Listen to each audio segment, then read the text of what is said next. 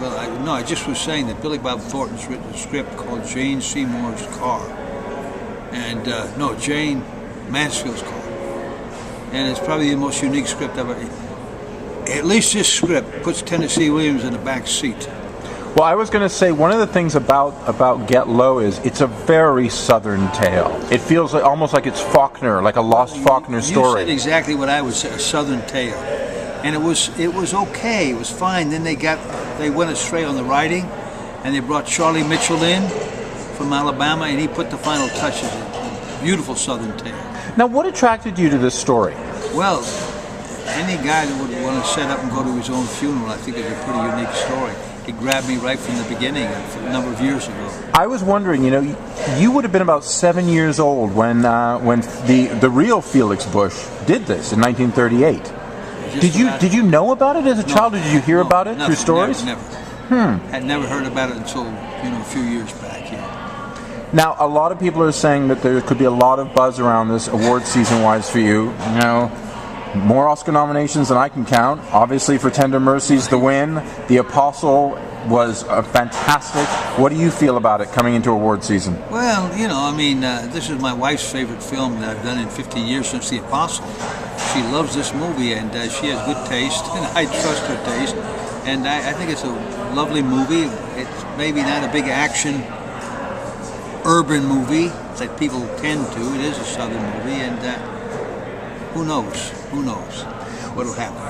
As well as, of course, the buzz around the award season, there is the buzz around the very cast themselves. I mean, Oscar nominees almost on everyone's name, maybe even the craft services guy. Right. You and Sissy Spacek, you and Bill Murray, yeah. Aaron, obviously, for his short film Two Soldiers a few years back. And Lucas Black is very good in this. Well, I was going to ask you, Lucas comes in as the wild card. What was that like? Because the relationship between you and him is the heart of the film. Yeah, no, I did another film with him after that.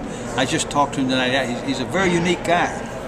He could have played, he was up for the part of, although the guy did a good job to play Ford, in a Jesse James story. He would have been great too. He's a very, very talented young actor. Now, Billy Bob found him, in a way, Billy Bob Thornton, yeah. Now, for you, what do you have planned for the next year or so, and what can we expect to see? Nothing. I got nothing planned other than hopefully Billy Bob's. Terry Gilliam wants me to do Don Quixote.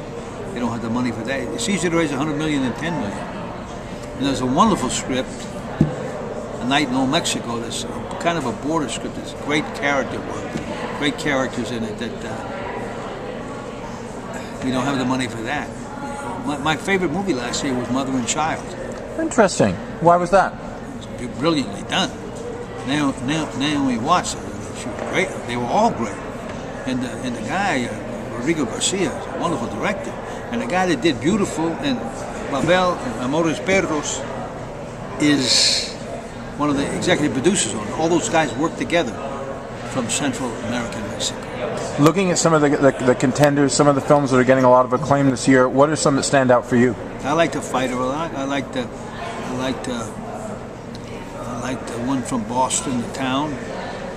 I like the Buzz movies. I like the 127 Hours. I thought it was well done. And I'm trying to think. I like Beautiful. I don't think it's probably up for anything. Very dark movie.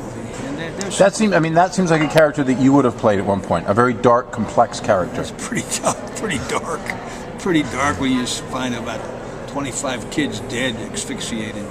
But there's some good movies. There's some I like better than others, and there's some good work done this year. Well, thank you very much, Mr. Robert Duvall. Thank you, sir.